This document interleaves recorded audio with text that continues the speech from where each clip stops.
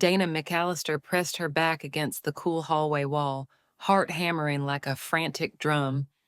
The tiny red light on the pocket DVR she cradled glowed in the dim night, a lone witness to the truth she was desperate to uncover and terrified to see.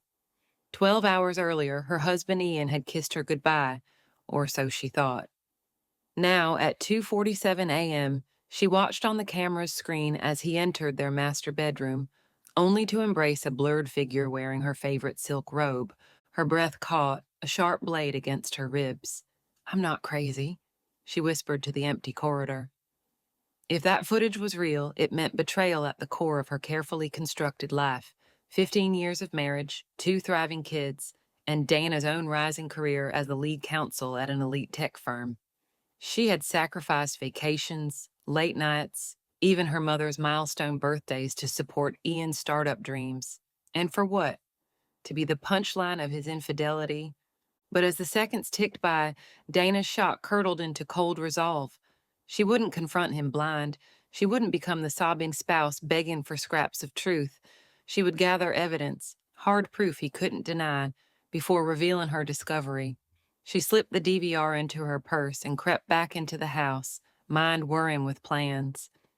Yet the footage held more than she bargained for. Later that morning, at 9:03 a.m., Dana sat in her sleek home office suite, replaying the night's recordings and taking notes. That's when she noticed the lace back of the robe wasn't the floral pattern of hers, and the silhouette, though lithe, seemed narrower, the hairline receding at the temples, her face drained of color. It wasn't her, and it wasn't another woman. It was a projection Ian had planted on the bed when she'd rushed out to dinner at 11 p.m., a cheeky prank he'd sprung to cover a far darker gambit. As she scanned the footage further, her blood ran cold. Her laptop, loaded with draft briefs for her upcoming partnership pitch, sat open, screen glowing. Moments after the staged affair, a shadowy figure appeared and wiped the hard drive. Ian had used her own ruse to mask a career sabotage. In that shocking instant, Dana realized the betrayal was always part of his scheme to destroy her credibility at work. A false scandal to derail her bid, leaving her vulnerable and demoralized. He hadn't stepped out on her. He'd stepped all over her trust, using her deepest fear as a smokescreen. Now the stakes were crystal clear: expose Ian's double deception and salvage her career, or sink into the moral quicksand of counter-deception and risk losing her own integrity. You'll follow Dana's harrowing journey. Cracks in the facade, the subtle signs she missed, and the pressure building at work. Planting the cameras, her leap into espionage, and the first hints of the real plot. The false affair, staging her own downfall, and discovering the true target, her career. Career sabotage unveiled, how Ian colluded with her boss to erase her reputation. Race to gather evidence, Dana's frantic scramble to back up files and legal documentation. Confrontation and counterplay. The explosive showdown that tests her moral compass. Vindication and fallout, Ian's reckoning, the rescue of Dana's standing, and the cost of justice. Expert advice corner, family law counsel on privacy rights, and a therapist's guide to rebuilding trust. Cliffhanger, boardroom vows, where corporate power and marriage vows collide at the next high-stakes wedding. The morning after Dana's first breakthrough, sunlight streamed through the blinds, but it brought no warmth. She poured coffee from the French press, hands tremor betraying her calm facade. Across the counter, her 2 children, Emma, 10, and Levi, 8, chatted about school projects, oblivious to the storm brewing in her heart. Their laughter felt like knives. Dana paused. She forced a smile. "Don't play with food," she chided gently, placing a plate of pancakes before them. Her voice sounded strangled, even to her own ears. Emma looked up, eyebrows furrowed. "Mom, are you okay?" Dana blinked. "Just thinking about work, sweetie." She scooped a forkful of syrup. "Eat up, I have to run." At the firm, the usual morning bustle greeted her. Overhead lights, the clicking of heels, the hum of whispered case updates. Dana slipped into her office, sliding the door closed. On her desk lay a post-it from Howard May. Meeting moved to 10 a.m. be prepared. Below it, a sticky note from Ian. Lunch at 1. I miss you. The contrast stung, work's demand on one side, her husband's feigned tenderness on the other. She logged into the secure server, heart pounding. The server dashboard blinked ominously. Draft documents lost. Recover. Dana clicked recover and drummed her fingers as the progress bar crawled. Not on my watch, she muttered, recalling the night vision feed of a figure wiping her files. Her phone buzzed. A text from her mother. Dinner tomorrow? You haven't been home in days. Dana sighed. Of course, she typed, then added, sorry, swamped. As she prepared for the 10 a.m. meeting, a joint presentation with Howard and 2 senior partners, Dana realized the weight of suspicion tainted every moment. When she entered the conference room, she caught her reflection in the polished cherry table, a woman on the edge of a precipice, the children's intuition. That evening, Dana returned home late. Emma greeted her at the door, eyes wide. Mommy, why are you sad? Levi poked at her arm. You smell funny, he observed with blunt honesty. Dana crouched, wrapping them both in an embrace. Sometimes moms have big problems to solve, she explained. Can we help? Emma asked, voice small. Dana stroked Emma's hair. Just hug me tight tonight. They made a fort in the living room, watching cartoons long after bedtime. As their giggles faded to sleep's rise and fall, Dana let her guard slip, tears pooling at her temples. In the darkness, she whispered, I'll fix this for you. A spy in her own home.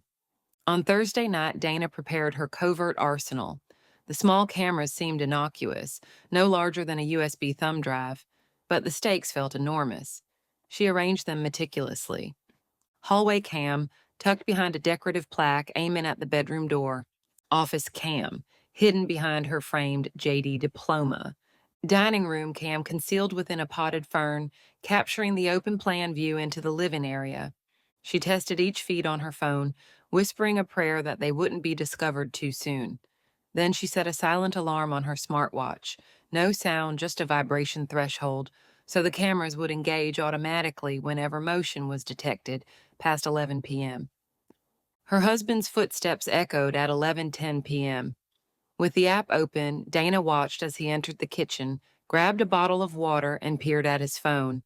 Then he strode toward the office, exactly as before. Dana's breath quivered. She tapped record, her heart slamming against her ribs. The darkened office. In the office cam's night vision, Ian crouched at her desk. He swept aside papers and unearthed a printed folder labeled Merger Pitch Draft _V3. With rubber-gloved hands, he tore out pages, tossing them into a recycling bin. Dana's stomach lurched. He then slid the camera behind her diploma into his pocket. Already damaged, its lens shattered. A flash of movement behind him, a still photograph on the mantel. He snapped it into a small pile of discarded family memories. Her pulse thundered. She realized he intended to erase both her professional documents and the memory of their life together. Outside, counsel. The next morning, Dana called Miles Carter. Over scrambled eggs at the kitchen table, she explained the footage. Miles's eyes narrowed into the well-known lines of fierce loyalty. We'll clone the drives, recover deleted footage, and rebuild those pitch drafts. He set to work, trotting between laptops and server racks, wearing protective gloves as if deactivating a bomb. Dana watched, admiration and gratitude blooming. His dedication reminded her she wasn't alone, a heartless surprise. By Saturday, Dana felt a grim anticipation. She invited her children to a movie night, promising popcorn and blankets, then slipped upstairs. At midnight, she lounged on the bed, phone in hand, ready to live stream to her hidden cameras. She flicked on the hall cam. Ian appeared, motioning to the kids' room. He spoke softly childish noises. Then he slipped toward the master bedroom. But as before, the figure on the bed wore her silk robe. She crept down the hall to ensure her phone was recording, climbed onto the love seat, and captured the scene. She zoomed in the robe's pattern, mismatched, the hair too graying, the body shape off. A shapeless mannequin. The pillows arranged themselves. She realized it was a dummy, her husband's crude prop. Ian entered the frame, eyes flicking left and right. He smirked at the dummy, then placed a snippet of paper on the pillow. Dana's lost soul. He snapped a photo with his phone, then exited. Dana's stomach roiled with disgust and confusion. He's playing me, she thought. Adrenaline and betrayal warping her thoughts. Discovering the real target. The next afternoon, Miles called triumphantly. Got more footage, watch this. He streamed the recovered video to Dana's tablet. At 1:02 a.m., another figure entered, the masked assistant from Howard's office. They logged into the server remotely, swapped her merged case file folder with a folder labeled Do Not Delete. Then the assistant vanished. Hundreds of client memos and legal briefs had been replaced with empty shells. Perfect sabotage. Dana felt bile rise. Ian had orchestrated a false scandal, her infidelity, as cover for the removal of her critical work. She bolted up, hands shaking, and snapped her laptop shut. This ends tonight. The 2 p.m. showdown. On Monday, Dana walked into Howard's office with purpose. Her confidence replaced uncertainty as she presented the recovered files. Here's evidence of unauthorized server access at 1:02 a.m. by IP 10.4.3.21. Registered to Howard's assistant, James Patel. Here's video footage of James in my home at 1:02 a.m., place in the Do Not Delete directory. And here is footage of Ian bribing him at last week's firm retreat. Howard's face registered shock, then embarrassment. He excused himself to review with legal. Dana stewed in his office's plush chair, her heart pounding with vindication. James Patel arrived, flanked by counsel. Under Dana's calm scrutiny, his defenses crumbled. When confronted with video evidence, he muttered please and deflections until Howard admonished him. You're suspended pending a full investigation. Dana exhaled. She'd won the war at work, but at what cost? A piece of her pride had been weaponized. Another piece demanded restitution. Securing the home front. Tuesday night, Dana and Miles held a triage session in her home office. Miles had cloned every drive and recovered trash bin data. They compiled a binding digital dossier, videos of Ian and James Patel in her bedroom and office, audio of James admitting the plan in a clandestine recording, emails between Ian and his co-conspirators, calculated and callous. Miles handed her a thumb drive. Load it on your secure offline laptop. It's sealed with ironclad encryption. Only you hold the key. Dana nodded. She recognized the gravity. These files would end Ian's fallout, but also leave a permanent digital scar. She prioritized integrity. She would only share with legal authorities and HR, not public forums. A friend's counsel. On Wednesday, Dana met her friend and mentor, Sophia Reyes, a retired judge, now running a women's legal aid center. Over herbal tea in a sunlit cafe, Dana explained the evidence and her plan. Sophia listened, then offered sage advice. Justice requires more than proof. It demands wisdom in its use. Protect your career, but don't trample a soul. You have the facts. Use them to secure your future, but maintain your ethics. Dana felt a swell of gratitude. Sophia's reminder anchored her resolve.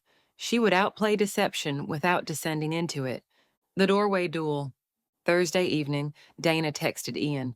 Home office, now. His reply came immediate. On my way.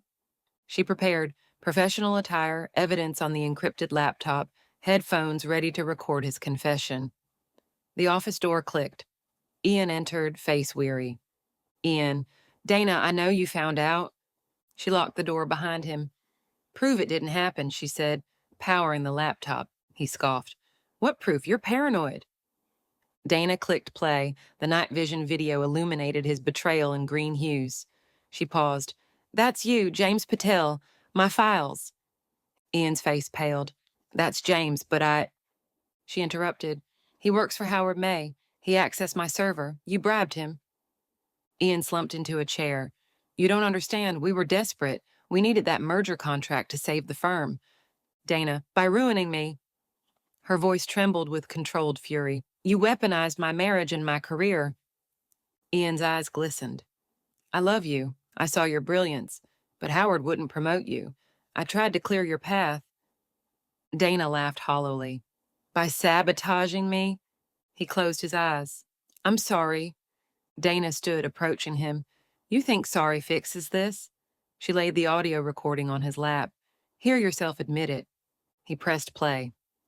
Ian's strained voice. Dana's too high profile. Take her out. Clear the way. Dana, you do realize this is criminal? Breaking and entering, data, sabotage. Ian nodded, shame drowning him. I deserve it. Dana exhaled. The choice loomed.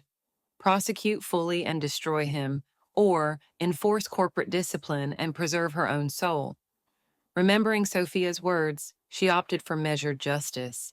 Dana, I'll hand this to HR and the firm's counsel. You'll be suspended indefinitely. We'll work out a separation agreement that spares our children more trauma. Ian reached out.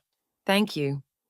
His tears were catharsis, but Dana felt no triumph, only sorrow for the man she once trusted. Legal advice, family law attorney, privacy rights. Know your state's laws on covert recordings. Some jurisdictions require two-party consent, workplace sabotage, protections, document tampering, and unauthorized access. Report promptly to HR and legal counsel. Alternative resolutions. Consider negotiated separation agreements that include non-disparagement clauses. Therapeutic guidance, couples counselor, rebuilding trust, use transparent communication, and gently shared access to foster security. Moral boundaries. Resist the urge for revenge that compromises personal ethics. Focus on accountability and healing. Self-care practices. Journaling, mindfulness, and peer support groups to process betrayal trauma. Just as Dana reclaimed her career and moral compass, her assistant delivered an invitation to an exclusive boardroom wedding. Mark Berenson, the new CTO, marrying the CEO's daughter. Rumor has it Berenson's vows will be sealed with a high-stakes share transfer, a boardroom vow that could shift corporate power overnight. Dana's pulse quickened. Could this be a fresh battlefield for integrity? She closed her laptop, resolve hardening.